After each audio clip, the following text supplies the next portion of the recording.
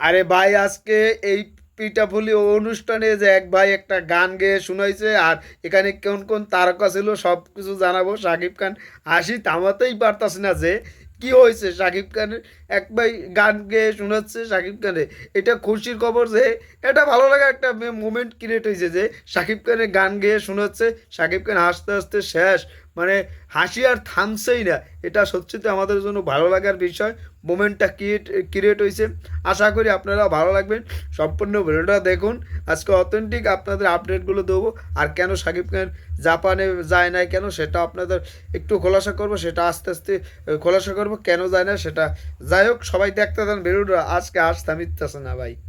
Super super বস super. আজকে আপনি অসাধারণভাবে আপনি ফুটিয়ে তুলছেন।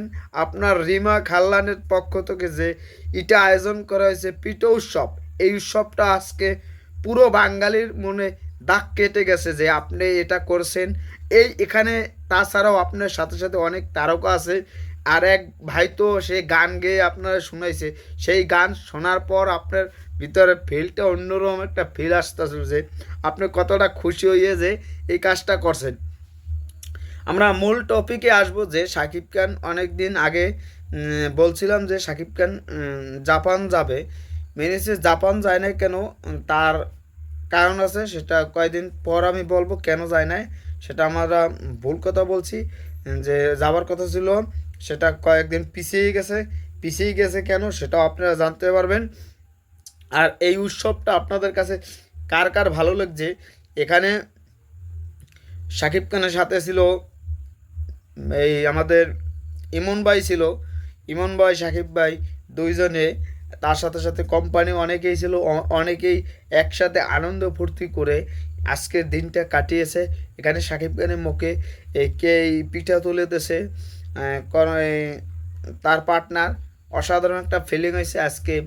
আজকে সাকিব খান যেভাবেই যেভাবেই হোক না না হোক আজকে একটা চমক এদেছে, এটা কোনোদিন ভাবতে পারিনি যে শাকিব খান এরকম একটা চমক দেবে।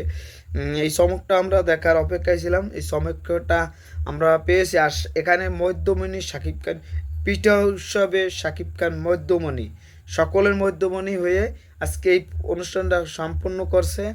আশা করি ভালো কিছু হবে। নেক্সটে আমাদের বরবাদ ছবির কয়েকদিনের ভিতরে আমরা কিছু না কিছু পাবো, আশা করতে পারি। আমাদের বরবাদ নিয়ে অনেক আকাঙ্ক্ষা প্রত্যাশা, কিন্তু আমরা তাণ্ডব নিয়ে বেশি কথা বলতেছি। বরবাদের ডাউন হয়ে যাইতেছে, কিন্তু আমরা তাণ্ডব নিয়ে বেশি মাতামাতি করতেছি।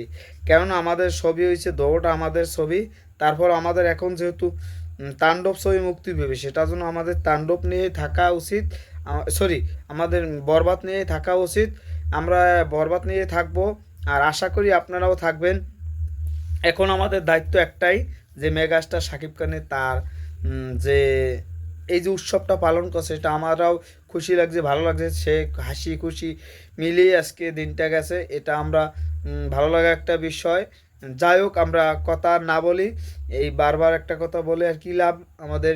এখন কালকে 14 তারিখ ভালোবাসা দিবস, ওদিনকে কিছু আসবে না আসবে বরবাদে সেটা আপনারা জানতে পারবেন। সেটা আমরা জানলেই আপনাদের জানিয়ে দেবো। আর আজকে এই প্রোগ্রামে শাকিব খান অংশগ্রহণ করছে, এতে আপনাদের কেমন লেগেছে? যে অসাধারণ একটা ফিল হইতেছে, এটা ভালো লাগার বিষয়। সবাই ভালো থাকবেন, ধন্যবাদ। অল সাকিবিয়ানস। এখন শুধু অপেক্ষার পালা যে আগামীতে কি আসতে যাচ্ছে, এটাই ভালো লাগার বিষয়। এটাই আশা রাখি আপনারা ভালো কিছু হবে। এটাই